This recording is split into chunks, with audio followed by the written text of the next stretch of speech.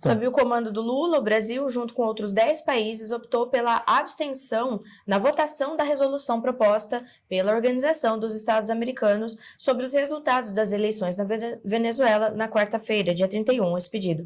Essa votação, a resolução recebeu 17 votos a favor, nenhum contra, 11 abstenções e 5 ausências, o que impediu a obtenção da maioria absoluta necessária para sua aprovação, resultando, então, em sua rejeição. A resolução solicitava a divulgação imediata dos resultados por mês eleitoral e uma verificação completa na presença de observadores independentes para assegurar a transparência e a legitimidade do processo eleitoral.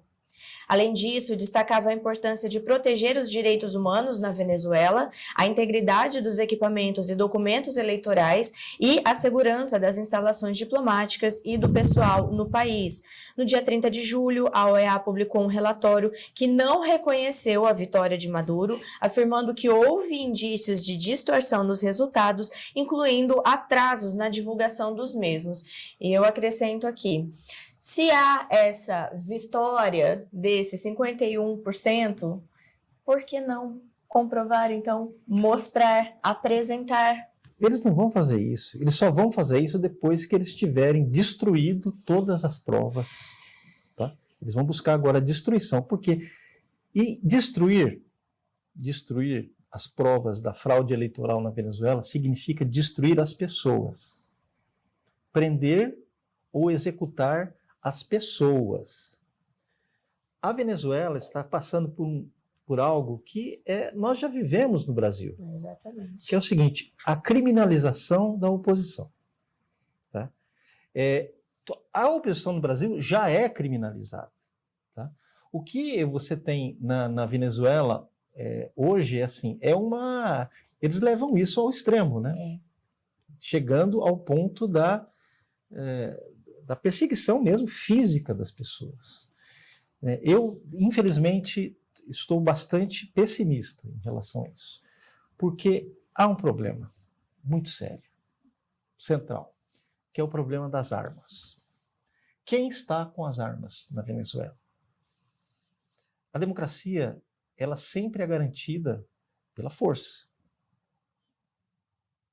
Ela sempre é garantida pela força. Quem institui a democracia, a institui, a princípio, pela força. As armas estão hoje com o exército venezuelano. Agora, o exército venezuelano é uma coisa complexa, não são simplesmente aqueles generais. Aqueles generais, o alto comando do exército venezuelano, do alto comando do exército venezuelano, não espere nada. Não espere nada. Eles são cúmplices da narcoditadura. Eles são administradores, tá, da narcoditadura. Eles têm lá, cada um tem o seu espaço para promover todo tipo de crime, né, para promover o tráfico de drogas, que é o que sustenta o regime venezuelano hoje. Não é mais o petróleo, é o tráfico de drogas. Né? Então, é um narco-estado. E esses generais, esses comandantes, são todos cúmplices. Agora eu penso na tropa, nos soldados, eu penso nos capitães, penso nos sargentos, entende? Essa tropa, que certamente sofre os efeitos da destruição econômica e social promovida pelo chavismo, tá? Essas tropas vão perseguir os seus próprios irmãos, vão atirar nos venezuelanos, vão matar os pais, as mães de família venezuelanos, os jovens venezuelanos. Eles vão fazer isso? Essa é a pergunta que eu faço. Eles também possuem família, é uma pergunta. Então, hoje a Venezuela precisa de um milagre. O que a Venezuela precisa hoje é de um milagre. Eu espero que esse milagre... Eu rezo todos os dias para que esse milagre aconteça. Para que os soldados venezuelanos mudem o seu alvo. Parem de alvejar a população venezuelana e se voltem contra esse regime terrorista, contra esse regime genocida, que é o regime do Maduro, que merece o fim de todos os ditadores, de todos os tiranos. E não existe, como dizia o Olavo sempre, né? Tertium non datur, ou seja, não há uma terceira opção. Quem acredita nisso, quem passa pano para esse regime, quem justifica a fraude eleitoral na Venezuela, quem justifica a fraude que é o próprio regime venezuelano, como bem colocou o Silvio aqui no diário desses dias, né? Ele fala, não é que teve fraude eleitoral, o regime é uma fraude. O regime é a própria fraude. Entendeu? Qualquer pessoa que justifique isso, ou é um completo idiota, ou é um completo canalha. Não existe tertium non datur. Quem apoia o regime do Maduro ou é um completo idiota ou é um completo canalha. E às vezes as duas coisas não são incompatíveis, né? A burrice e a falta de caráter não são. A burrice e a maldade, elas não são incompatíveis, como também ensinava o Olavo, né? Então pode ser, a burrice e a maldade, elas se retroalimentam. Então, não tem outra possibilidade aí no caso. É nosso dever olhar agora pelos nossos irmãos venezuelanos, sabe, mostrar os crimes do regime Maduro e exigir que a liberdade volte à Venezuela, porque o regime Maduro, ele cumpre totalmente aquele programa que é o programa típico do socialismo, né? Que ele cumpre, o regime da Venezuela hoje é a própria definição do socialismo, dada pelo historiador americano Richard Pipes, polonês-americano Richard Pipes. Eu vou completar aqui. A Venezuela, hoje, é a própria definição de socialismo dada pelo historiador polonês-americano Richard Pipes. A guerra do governo contra o seu próprio povo. Maduro está em guerra contra o seu próprio povo. E ele vai destruir o seu próprio povo, se necessário, para permanecer no poder. Não há outra possibilidade além da queda de Maduro. Não há outra esperança para a Venezuela além da queda desse ditador. Briguei, o que é lastimável e vergonhoso é aqui a nossa velha mídia comprar a briga para o lado do Maduro, não é?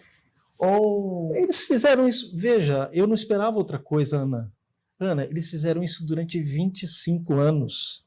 Eu acompanhei todo esse processo desde o início, desde que o Hugo Chávez chegou ao poder lá em 1999, se não me engano foi 99 ou 2000, agora não sei exatamente. Mas Hugo Chávez chegou ao poder com um discurso moderado. Não sei se as pessoas se lembram disso. Com um discurso moderado, social-democrata, não. Entende? Ele chegou ao poder assim, tá? De uma maneira, né, apresentando-se como um bom moço. Lembram do Lula, Lulinha? Quem lembra? Quem é mais velho lembra do Lulinha Paz e Amor, de 2002, entende? Esse Lulinha Paz e Amor teve também a sua versão venezuelana, que foi o Hugo Chávez Paz e Amor. O Guinho Paz e Amor teve, lá no comecinho, tá? Aí, aos poucos, ele foi destruindo toda a economia. E se você quiser saber, conhecer essa história, eu recomendo, eu até não trouxe o livro aqui, está lá na minha mala, lá na minha mochila. Eu vou dar uma aula sobre esse livro, agora aqui em Londrina e depois uma aula online. O livro se chama Se Houvesse um Homem Justo na Cidade. É do escritor brasileiro Diogo Fontana. Foi editado pela Danúbio, publicado pela Danúbio, um romance que conta a história de um professor universitário que é perseguido pelo regime venezuelano, perde o seu emprego, porque ele ousou assinaram um manifesto contra o regime. Vejam só, hein? Ele ousou assinar um manifesto contra o regime e perdeu tudo na vida. Perdeu o emprego que tinha, começa a passar fome e é obrigado a fugir do país. Como 8 milhões de venezuelanos já fizeram. Então ele conta, o Diogo Fontana conta a história desse homem. Então eu recomendo que vocês leiam, tem lá na livraria do BSM, Se Houvesse um Homem Justo na Cidade. O título é esse, Se Houvesse um Homem Justo, que é uma citação bíblica, né? Se houvesse do episódio de Sodoma e Gomorra, né? Se Houvesse um Homem Justo na Cidade, de Diogo Fontana. Leiam esse livro para entender o que é a tragédia venezuelana. Tá? Interessante. Desculpa, eu te cortei. Não, tá certo. Me emociona. Se tratar de um romance absolutamente verossímil, né? Sim, totalmente baseado em fatos, né? E como Aristóteles dizia lá na sua Poética, a literatura ela é mais verdadeira do que a história. Ele é mais verdadeiro porque ele consegue, o Diogo Fontana consegue apresentar de uma maneira condensada e profundamente humana, né? Na história de uma pessoa, ele retrata a história de milhões de venezuelanos. Venezuelanos que a gente conhece, eu conheci e entrevistei muitos venezuelanos aqui em Londrina, que vieram para cá, para Londrina. Inclusive, eu entrevistei um venezuelano que hoje mora nos lugares mais pobres de Londrina, nas comunidades mais pobres aqui de Londrina. Um lugar realmente miserável. Mas ele diz que a miséria aqui no Brasil é uma bênção. Tá? É a fartura venezuelana. Meu Deus. Entende? Então, morar aqui no Brasil, no pior lugar, no bairro mais pobre, é melhor do que enfrentar o socialismo venezuelano. Como não enxergam, né? E aí eu vi, no domingo, né, da eleição, agora, nós vimos os venezuelanos se manifestando aqui, lá no lago. Você viu? No Lago Igapó. Eles estavam lá, um grupo grande de venezuelanos, né? E uma cena de cortar o coração é ver a reação dessas pessoas diante do resultado da fraude. Entende? Quando eles ouviram, não, nós vamos ter que aguentar mais 6 anos de Nicolás Maduro. Mais 6 anos de Nicolás Maduro, não vai existir país. O país vai acabar. Entende? E se ele sobreviver, ele vai reinar sobre as ruínas da Venezuela. É isso que está acontecendo ali. Entende? E o nosso regime, o nosso governo, o ocupante da presidência, está justificando isso. Se ele justifica isso com os venezuelanos, ele vai justificar isso com você também. Quando os seus bens forem tomados, quando sua liberdade for completamente suprimida, tá? Quando você for lançado à luta pela sobrevivência, que é o que vive hoje o povo venezuelano, a luta pela sobrevivência, a luta pelo pão, sabe, o pão de cada dia é uma luta selvagem hoje na Venezuela. Então, o Lula está justificando isso no caso dos venezuelanos, ele vai justificar isso no seu caso também. Ele não vai hesitar em fazer a mesma coisa que o seu amigo, companheiro e cúmplice está fazendo com a Venezuela.